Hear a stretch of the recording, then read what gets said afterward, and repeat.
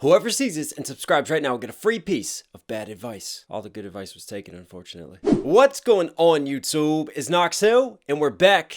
Well, kind of with our reaction series. Now listen, guys, I've been thinking, and it's been too long since we've had kind of one of our just heart-to-heart sort of talks on things, and there's definitely something that's been on my mind lately that I want to talk about that I feel is very important, that honestly affects all of our lives. But first and foremost, I want to thank you guys for 400,000 subscribers. I mean, that's just absolutely crazy to try to comprehend that number and to think about that. I try not to reflect on the numbers. I try just to focus on the content and the videos and my passion and love for music and sharing that with you guys as we grow our community. But it's still just, yeah, it's unreal sometimes. Now with that, with the growth comes more of my time, more of my dedication, because this turns more and more into a job now, which means I have to spend more time on social media, trying to keep my accounts going, trying to balance things out, keeping you guys updated, growing my other social medias in case something happens to YouTube, in case something happens somewhere else. I still have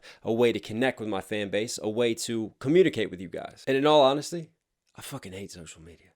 I really do. I feel like I was a little bit lucky because I came up with a generation that didn't have smartphones. So I didn't have to deal with all of the issues that now come with social media and come with smartphones nowadays. I mean, there's a reason why Steve Jobs didn't even give his own kids iPhones. I mean, honestly, it's a gift and it's a curse.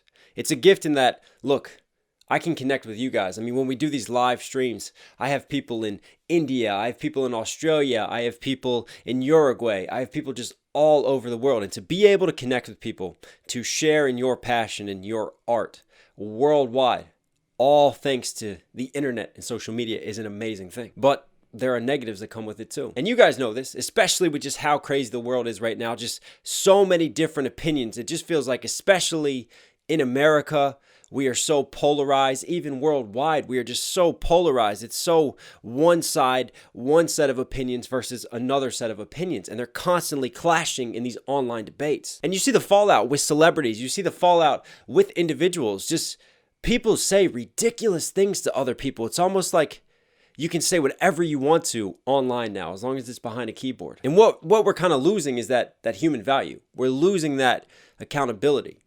See, people will say things on a computer or on a phone that they won't say face to face, that they won't say in a room. And one of the greatest pieces of advice that I've ever been given, the more that I grow and talk to people and communicate online, is don't say anything that you wouldn't say in person.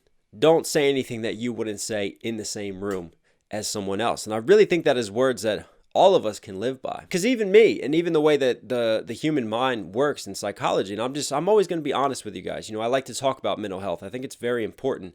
And, sometimes even myself, I have a tendency where if I get 10 positive comments, I don't even take those on board because there's just that one negative comment. That one comment that just ruins your day, that you just dwell on, that you chew on, that you process, that gets to you, and that you constantly turn over in your head. And see, and that's the danger of words, and that's the danger of us not thinking about the repercussions of how we affect people on social media. We might take 5 seconds to post something, and then it affects that person for the rest of their day. It affects that person for weeks to come. Just simple words that we take for granted that someone else might not take for granted because of how it has now affected them and their psychologies. And the worst part is now, when you get attacked online, you can't always escape from it. It's not like in the past where, if you got made fun of at school or you got made fun of out in public or something happened, you could come away from it. You get to recharge. You get to go home, whether you're involved in a hobby like playing a sport or you're in a group or something. You have a chance to unplug and to recharge. The problem with social media is that it's in our pockets wherever we go. We can't always get away from it. I mean, I've had times and moments when I've been attacked and I've tried to get away, and it's just so incredibly difficult because it's always there. When you go to bed, it's there. When you wake up, it's right there. It doesn't matter what your geographic location is. If you have your phone with you, it's always just, one touch away. And I think that's where we all just need to be careful, guys, and need to be mindful. And one thing I need to work on personally as I continue to grow, because I rely on social media now. I need it more and more. But at the same time, I'm learning that there has to be a balance, and there has to be a work-life balance. I'm a father. I have 2 twin daughters that I'm trying to raise. I have to take care of myself and my mental health at some point as well. I'm always running around so busy, working my full-time job, trying to raise my girls, trying to stay up to date with the content on YouTube, on top of trying to be a music artist, giving you guys music. Every one of those is just takes so much time in and of itself. And to try to do it all, I never really do give myself time to take care of me. And look, some of you might just be here just to see me break down music. Some of you might be here just because you like my music as well. But you know me, I'm always going to speak on things that I feel are important. I realize that I have a platform now, and I have an opportunity to open a discussion and to create a dialogue with people, and hopefully to affect some people and in a way just make them think more positively, or affect the world and just leave a little bit more of an imprint on things and leave things better than how it first came to me. So don't forget that, guys. I'm getting ready to just leave my phone at home. I'm going to take my girls out.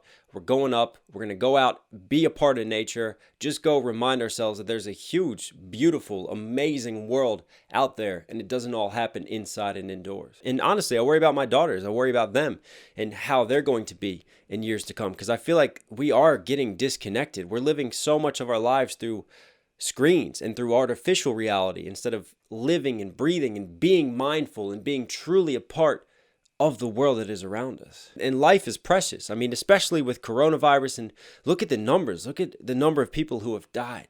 Look at all the tragedies that happen in this world. We all have loved ones who we have lost. We all have friends who we know who have lost loved ones, whether that's through this situation, through cancer, through accidents, through disease. I've lost my best friend to cancer. I've lost family members to just horrible tragedies. Sometimes you can't put some of these things into words, but life truly is precious, and life is so much shorter than we think it is. And that's where they get us online too. And they really do, the different networks create it so that you get addicted to it. All of a sudden we post something and we're sat there counting the amount of likes that we get. We're sat there trying to quantify the number of comments that we have, as if that somehow adds value to our lives, as if somehow that is now a value system for our own self-worth and how we are. And even I fall victim to that. Even I'm sat there doing the numbers, trying to figure out, what posts have done better, what's performing better, what isn't. And it can be a vicious cycle. And it really is about instant gratification. And that's what these social media sites want you to do. They want you to post. They want you to become addicted to posting all the time, because you want that buzz in your mind. You want that dopamine fix almost. It is kind of like a drug. And the more that scientists study this, the more they realize how dangerous this is just on wiring our minds in terms of how we think, affecting our attention spans, affecting sort of our value systems, affecting what pleases us and what doesn't. And this is something that we all deal with daily. And this is something we're all going to have to deal with going forward. And I think what's important is to realize that you're not the only one who has to deal with this. You're not the only one who has to try to overcome this situation and try to deal with the addictions and the dangers that social media can bring. Because yes, it can be amazing. It's an opportunity to connect with people, to, reach out to those that you can't normally reach out to, especially in these times with lockdowns going on across the world and travel being restricted and so many unknowns. It's a great opportunity to stay in touch. But it's just like anything in life. It's all about moderation, isn't it? You can have great food and eat that and enjoy it. But then if you eat too much, then you become overweight. And then you start to lead an unhealthy lifestyle. Everything is about a yin and yang. Everything is about a balance. And I think for all of us, it's important to have mindfulness. Look at those screen times that you're given. See how long you're actually spending on your phone. See how long you're actually spending in front of a screen, and start setting aside time each week just to go outside. Set aside time to get away from it. Leave your phone at home. Leave social media and just unplug and replug in with the real world. Unplug from that matrix and just all that crazy shit and plug back into what really matters sometimes. I don't know. Sometimes it's easier to give advice and to take your own advice. And yeah, I just want to take a moment to share this with you guys because it's something that I'm personally struggling with, something that I'm trying to work on each and every day. And some of you have talked about it with me. Some of you have reached out to me.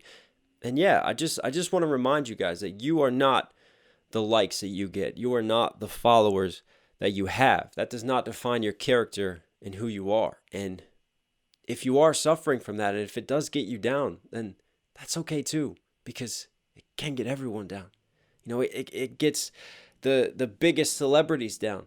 It gets people who are just incredibly mentally strong down as well. You know, don't feel like you're weak because you're struggling online, because you're struggling through socials. And then the other thing I want to remind you guys of is when you're interacting with people, you know, when you're giving opinions, just respect others. Think about how your words affect others. Don't just say anything for the sake of saying it. Don't say something wild just because, you know, you want to see if you can get away with it online.